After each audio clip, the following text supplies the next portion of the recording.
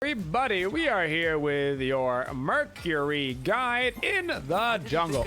We are going to be getting ourselves our Assassin's Blessing, as well as our Tier 1 Katana, Health Pot, Hand of the Gods, and against this composition, on Mercury, Beads and Blink are both viable actives. They've got a lot of CC on that team, so I'm going to get myself a Beads, so that way I don't get CC'd to death by the Hercules, the Medusa, the Hunbass, heck, Choco. They've got a lot of stuff that we don't want to have to deal with. We are going to be getting our 1 first on Mercury. This is also the ability that we are going to be leveling up to max first. That is Made You Look. Made You Look is a ranged ability that the targeter actually gets bigger as you level it up. So it gets easier to hit the more points you put into this ability, which is pretty unique in Smite. So you can see that here by the radius. More points you put into it, the bigger the radius gets. The bigger this radius gets, the easier the ability is to hit. It will also do damage to those within the area. And most importantly, this ability can critically hit and applies ability-related item effects, but not basic attack-related item effects. So this will not proc a Kins or anything, but it does proc item-related effects, just not those. Excuse me, yes, ability-related item effects, just not the auto attack-based ones. Because this can crit, it's a big part of why we're going to be going crit on Mercury for our build. You should also know that for Mercury on his passive, this is the reason why we go a little bit of extra movement speed on Mercury. For every 1 unit traveled, Mercury gains 0.08% physical power bonus on his next basic attack, up to 40%, and Mercury also gains additional physical power equal to 25% of movement speed from items or abilities. This passive in R1 is really why we direct our build into being a movement speed and crit heavy in order to properly utilize our passive and our 1. So we're going to be going into items, things like, honestly, all of these physical power movement speed. These are all pretty good on Merc, and they're all kind of situational. Golden Blade can be quite nice for the clear, but you don't have to go Golden Blade, depending on how your early game goes. So we're going to see how it goes here at the start for us, and then we'll get a little bit more into it. So, going to kick that speed buff right in the head to start on off. Head ourselves over to the blue. The ability that we are going to get at level 2 is going to be our 3. This is our movement ability on Mercury, and it is also a grab. So we will dash towards a target. We will dash towards a target. It'll dash through minions, but if you hit an enemy god, you will stop on them and you will grab them, and then you will be able to launch them in whatever direction you want to. So you can choose where you want to throw them by moving your camera after you grab them. You don't just have to throw them in whatever direction that you hit them. It does do damage to the minions that it goes through, so you can go ahead and dash right through minions. It'll give them a little bit of a knock-up, but it does not grab the minions like the way it will a god, and that does a little bit of damage on the initial hit, and it also does a little bit of damage while they are in that grab. Be really careful against Raws right now in general. Ra recently got buffed and he's quite strong. So I'm gonna use my grab and I can throw Ra right back towards my Yanis. Try to get him out of position. Level 3, I got another point here in my 1 because that's going to increase the circle of that ability, make it just a little bit easier to hit. I'm gonna dash towards Ra, turn around and launch him right towards my friend, which is gonna let us get a kill. So I dash into the Ra. I know his beads are down because he used them earlier. So I launch him right towards Yanis. Lets Yanis hit that unstable vortex. No problemo. And we grab a kill. At level 4, we will be getting our 2. Our 2 is going to give us increased attack speed. when we use this ability actively. But passively, you will see that now that I leveled it up, there's this little icon on our buff bar that is called maximum velocity. That's because as we level up this ability, we passively gain movement speed. So it starts off at 2%, and it'll eventually end up at 10% movement speed that we just get all the time. You don't have to activate the ability to get it. When we activate the ability, we will have increased attack speed, so 30 to 70%, and we will cleanse ourselves of any slows on us, as well as making us slow immune for the duration of this ability. I'm gonna start channeling my ultimate. Gonna use it right there on the chalk. I'm pretty much out of mana, but we are gonna be able to get the kill, which means we should probably talk about our ultimate. Our ultimate on Mercury is going to be what you utilize for ganking. I'm not going to go Golden Blade this game as well. I'm actually going to just go right into a Ninja Tabi. I'm going to really focus in, hone in on some crit build action this game. So we're going to get some extra attack speed. So you'll see where we're going with this. We're going to get, so Sonic Boom. This is a extraordinarily long ability, but you have to channel it in order to build up its duration. The longer you channel it, the longer this ability will go, up to a max duration of basically an entire lane. Okay. If you hit a target with this, they will take a lot of damage, plus they will be disoriented for a second and a half. For all intents and purposes, this is basically just a different way to say stun. It just kind of turns you around as well. Try to wait for my Janice so we can get credit for this. You have made this country proud. No, you're all right, mate. The thing about this ability that you're trying to do, though, is you want to try to hit your target standardly while also landing by them.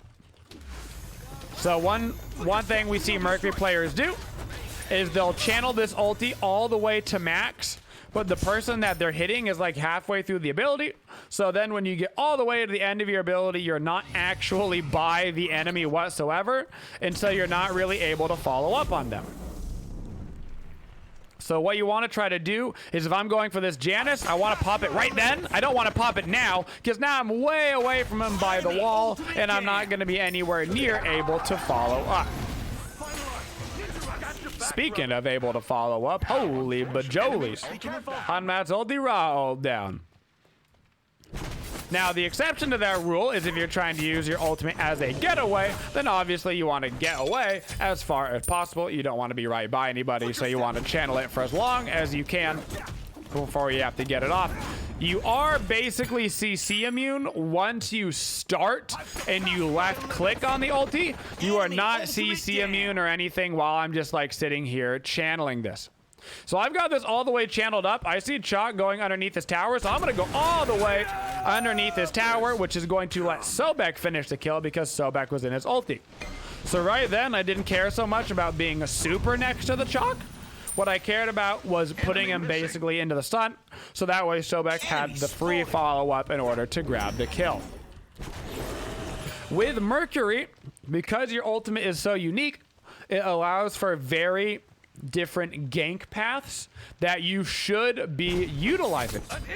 So you'll see a lot of the times on Mercury, what we're able to do is we're able to gank from really far away in areas that don't have wards on them. This means that we're going to be able to basically gank freely. So you're almost basically looking by tier 2 towers. So if I'm ganking mid, I want to gank from here when my ultimate is up. If I'm ganking the duo lane, I want to run into underneath our own purple buff and then ulti down the entire lane. That way I'm avoiding wards, which means I've got a much higher chance of my gank actually working. So if I just run up this way, right, there's so many chances that there's wards here, that there's wards here, that there's wards here. There don't seem to be. Maybe they were, because she actually started to run away at the end. I'm going to grab my Medusa. I'm going to turn her around. She pops her beads. That is totally fine. Now, my theory is that she doesn't have any wards here because she didn't super run away, which means I'm actually just going to sit here and wait because I know her beads are down now. look for the ulti down the lane. It's pretty greedy, so I'm just gonna back it up. So I'm gonna go right into a stone cutting sword here. It's gonna give me a lot of power plus movement speed and some pen, which is really nice. Other items, all of these items are good for Mercury. If you get the serrated edge here, I don't hate it. It's a good item. I don't hate the golden blade if you want the extra clear. The only thing I probably wouldn't get is the hastened. If you're gonna get hastened, that's fine. Just get it at a later stage of the game. For Mercury, probably more of like a 4th plus item. I wouldn't get it in those first 3 for him.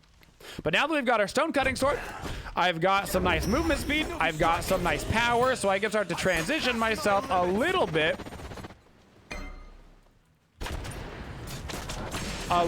more into some crit. So our 3rd item here is going to be a rage, so I can start getting those crit stacks built up, get some extra damage out.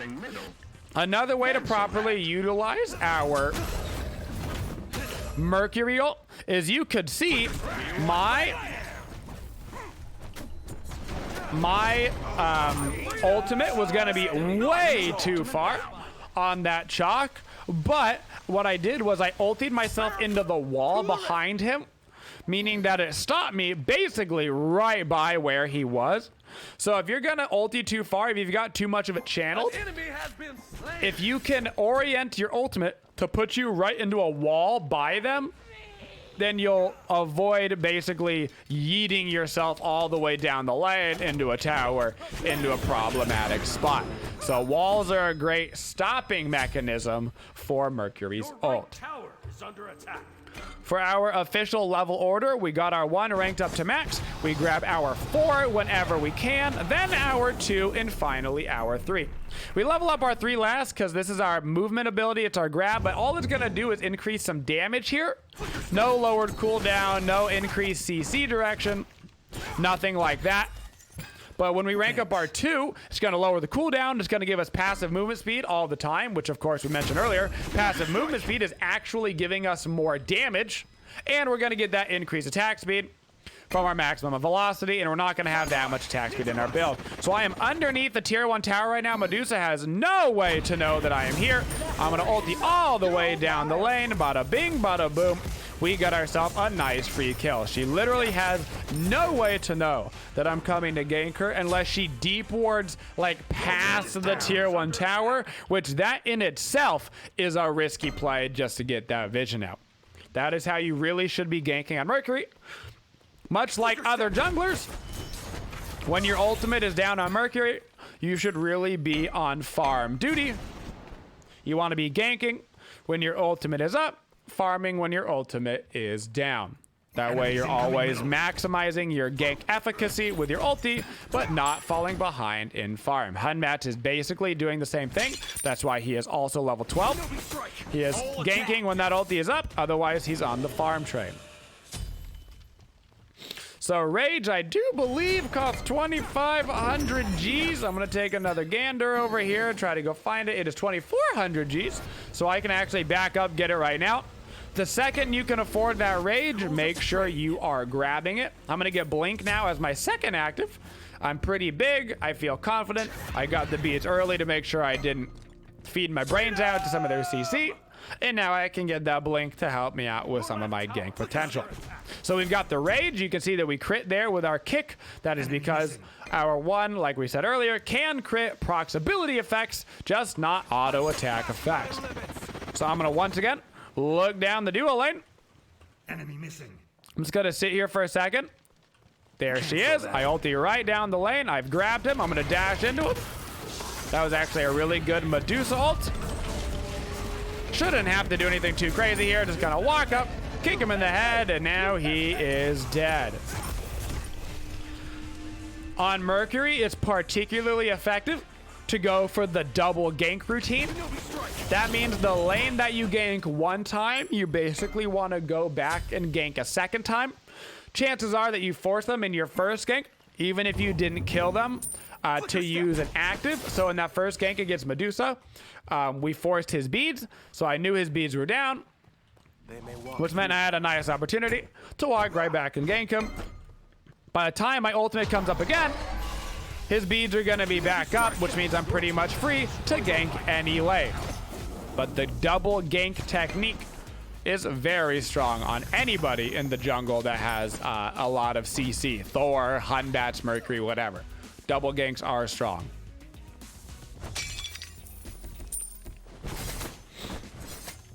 For our standard combination here on Mercury, it's going to depend whether your ultimate is up or not. If your ulti is up, then you're walking down the lane safe. You're ulting right through the lane.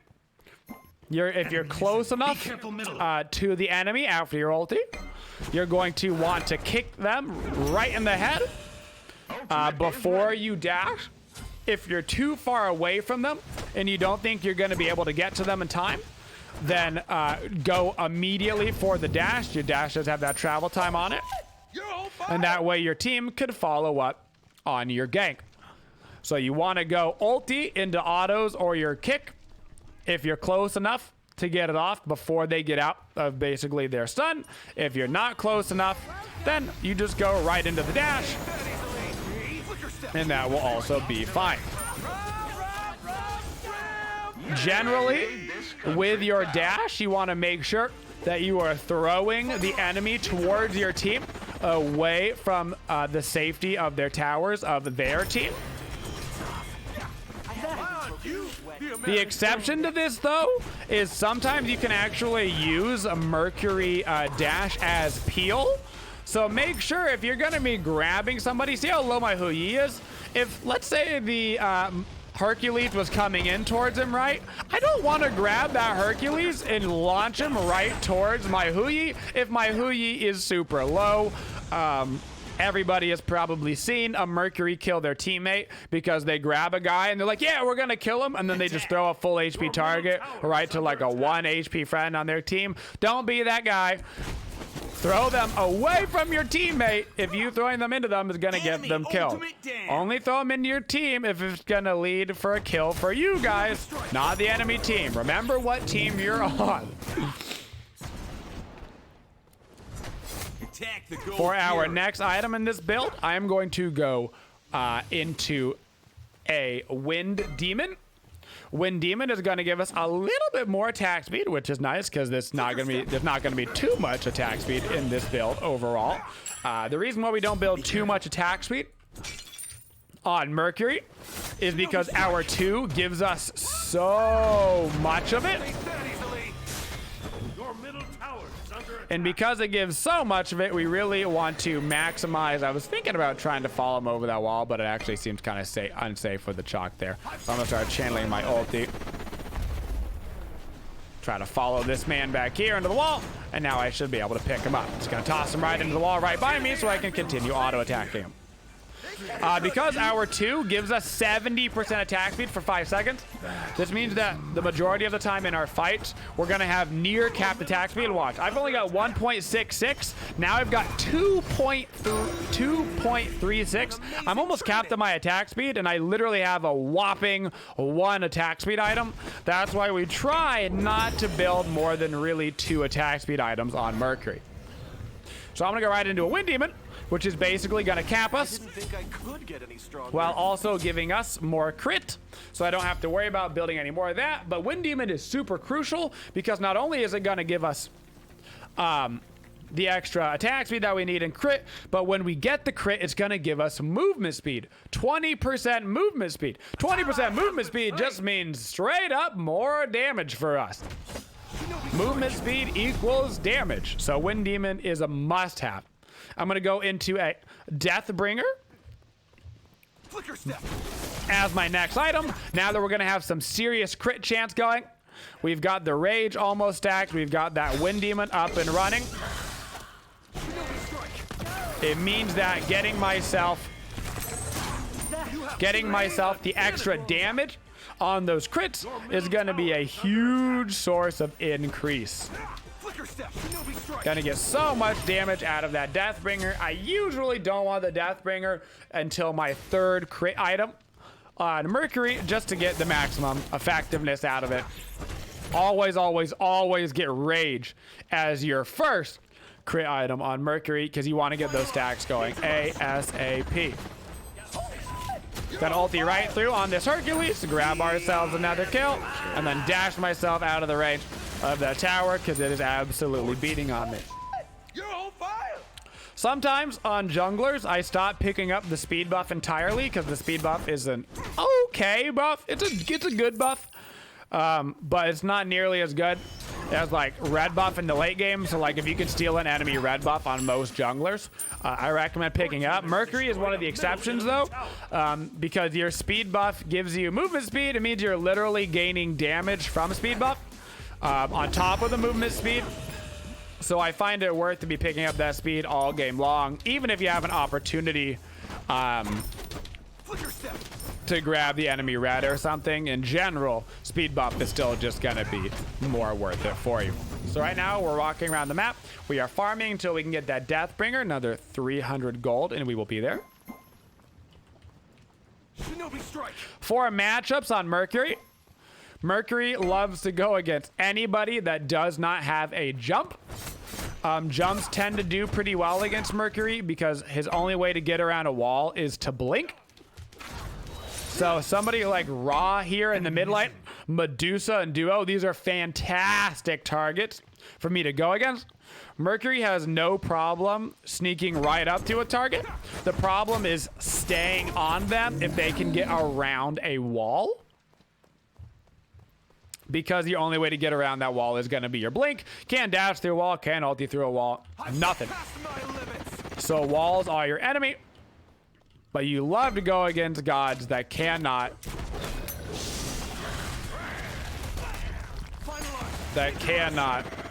jump. Good Aegis. I'm still going to crit him in the head until he's going to be dead, but that was a good Aegis. Your right tower is under attack. Mercury, though, does have a lot of hard matchups. I wouldn't necessarily just pick Mercury willy-nilly right now. He's not just like Nemesis, right? Where you can just pick Nemesis into anything because it's like, oh, I'm a Nemesis. He is a little bit more focused. So, like I said, I wouldn't pick him against high jumping compositions. Mercury also tends to struggle against disarms. Disarms do really well against him.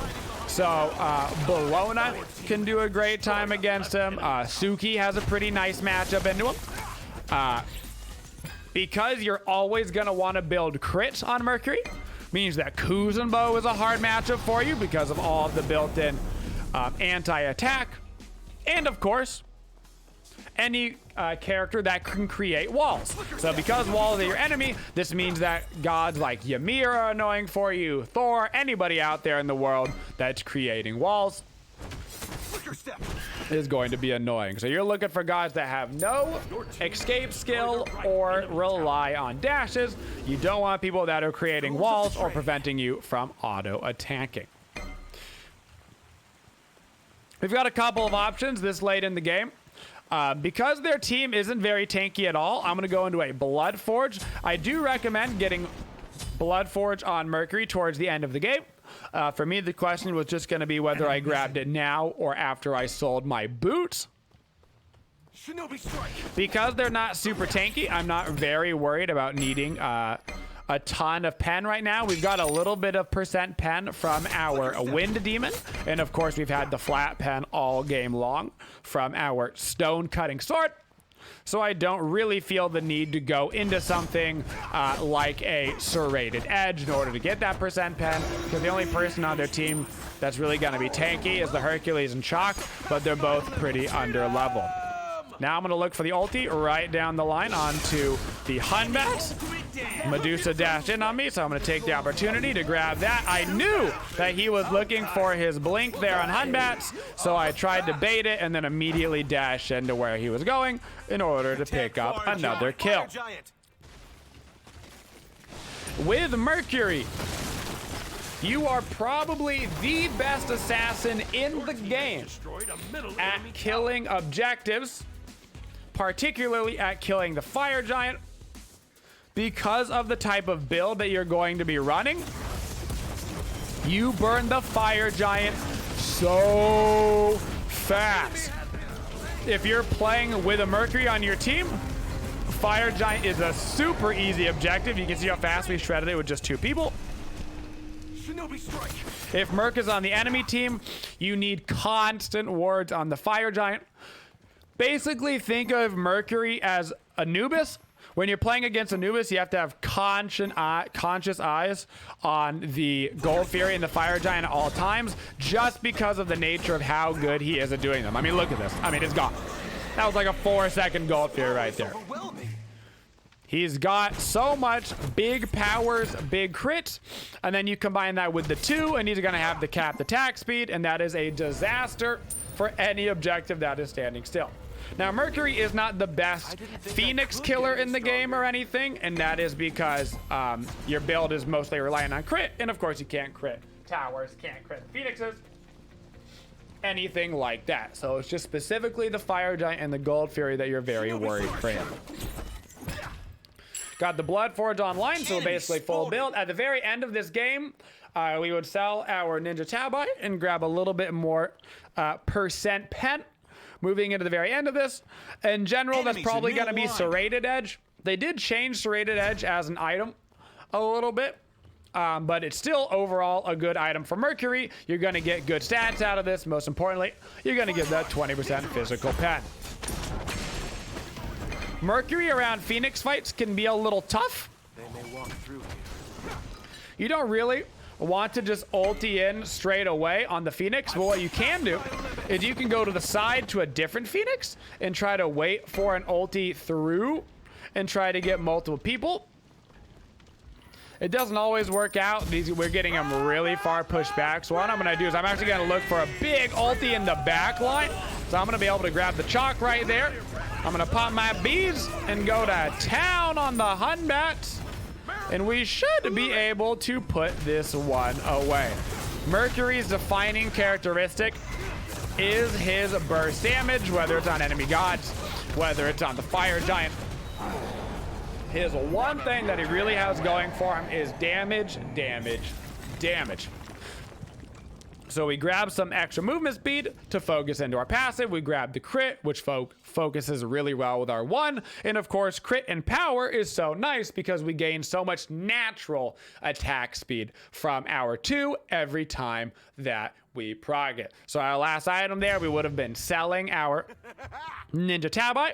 In order to get Serrated Edge, the attack speed works out totally fine on that because we're selling an attack speed item and buying an attack speed item, so we're still not really going to be overcapping on our attack speed.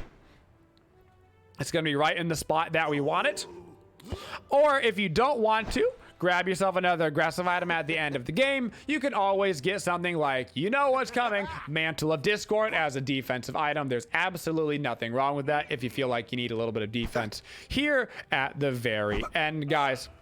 And of course, in those team fights, you're an assassin. You have one job. We're focusing down the squishies. This game, they happen to be Ra and Medusa, trying to get them as far behind as possible. They didn't have jumps. They had no way to get away from us as we stuck right on top of them. And that is your Mercury guide.